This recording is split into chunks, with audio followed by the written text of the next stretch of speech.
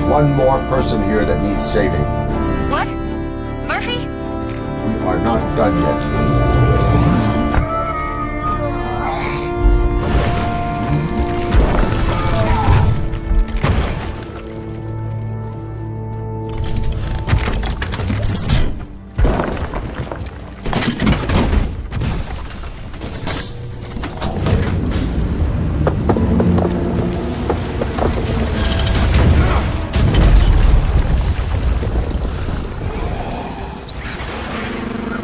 Thank you.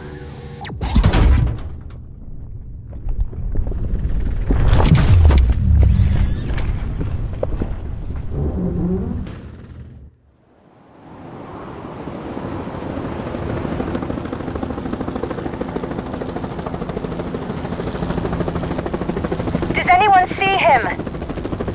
I can't see anything. Move closer. Negative. When the building collapses, the dust cloud will choke the engine. Oh my god! Murphy! No! No! No!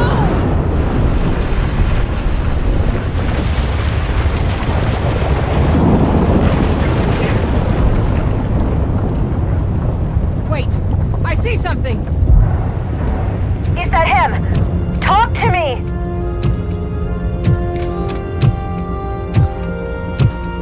It is meaningless.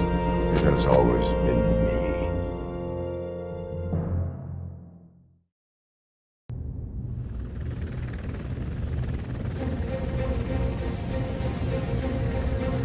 Another week passed since the OCP's magnificent giant has fallen. OCP's new CEO assured us that the destruction of its headquarters will not stand in the way of finishing Delta City.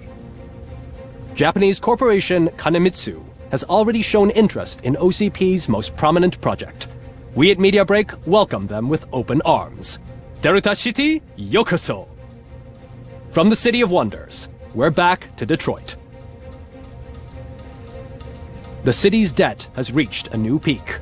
Re-elected Mayor Cusack, asked about his plans for reform, said he had other plans instead. OCP is the weakest it's ever been. We'll sue them even if we need a Japanese lawyer, he assures us. Now it's time to introduce a new segment, You the Detroiters, where we share feel-good stories from our local communities.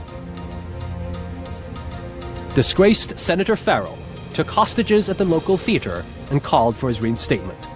However, a former vagrant and the theater's newest employee managed to defuse the situation. When asked why he decided to risk his life, Pickles, a European cinema connoisseur, said that it was simply disrespectful to interrupt the screening. Let's just hope Pickles does not influence the theater's movie selection. Next up, Sunblock 5000 model nearly torn to pieces by an ED 209 after not adhering to the 209's instructions. The dispute over a parking space could have turned deadly if it wasn't for Dr. Olivia Blanche, a seasoned psychologist who managed to keep a cool head during the 209's intervention. Dr. Blanche's new book, Coping with Loss, is said to be of value to both people and machines alike.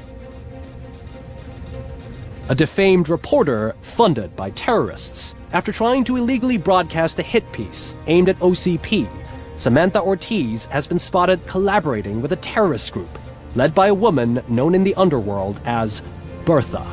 OCP denied. We're sorry for the disturbance. Fortunately, this time it was a minor one. Let's move on.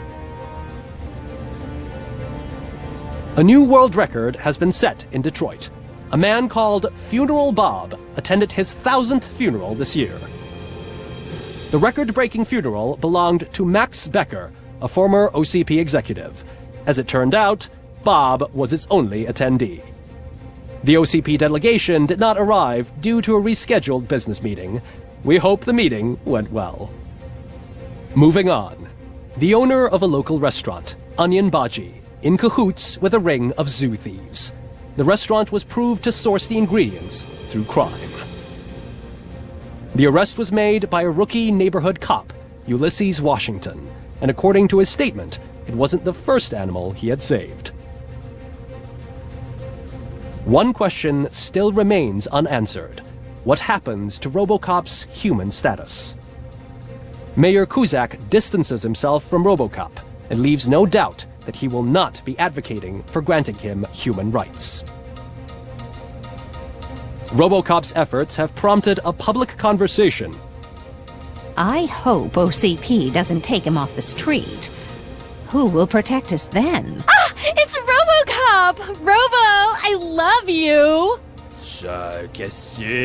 Reaper, skeleton speaker, pure pandemonium. To many more years on the force, RoboCop. It's been a busy time for Detroit, but the cloud that lowers over the city is lifting as police end their strike. "We're ready to serve," said Officer Ann Lewis, who returned to duty despite her recent injury. What heroism.